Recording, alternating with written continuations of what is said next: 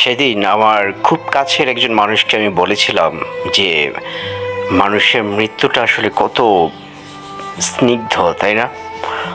জবাবে আমার সেই কাছের মানুষটা আমাকে বলেছিল যে তুমি কি পাগল হয়ে গেছো?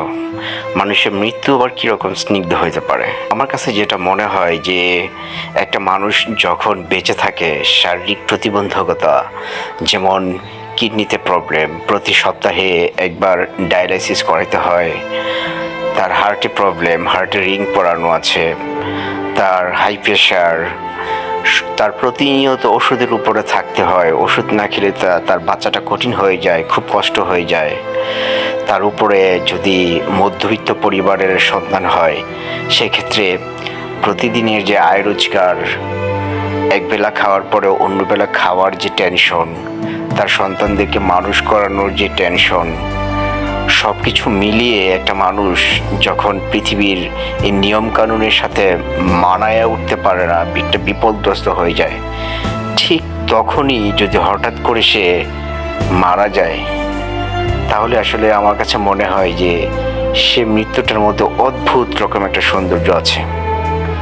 কারণ সে যখন বেঁচে ছিল, তার শারীরিক যন্ত্রণা, পৃথিবীতে বেঁচে থাকার জন্য যে যুদ্ধ প্রতিনিয়ত, তার পরিবার, সন্তান সবাইকে নিয়ে বেঁচে থাকার যে যুদ্ধ, সেই যুদ্ধগুলো হঠাৎ করে থেমে যায় এক মুহূর্তেই।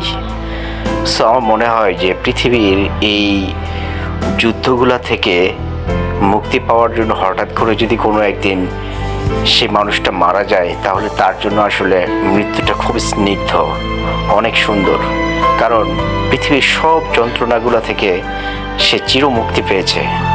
তো ঠিক সেই সময় যদি আপনি সেই মানুষটার মুখের দিকে বা সেই মৃত মানুষটার মুখের দিকে তাকাবেন, তখন আপনার নিজে থেকেই মনে হবে যে মানুষটা খুবই শান্তি পেয়েছে। এটাই তার জন্য ভালো ছিল, পৃথিবীর যে যন্ত্রণা, সেই যন্ত্রণাগুলো থেকে চিরমুক্তি পেয়েছে।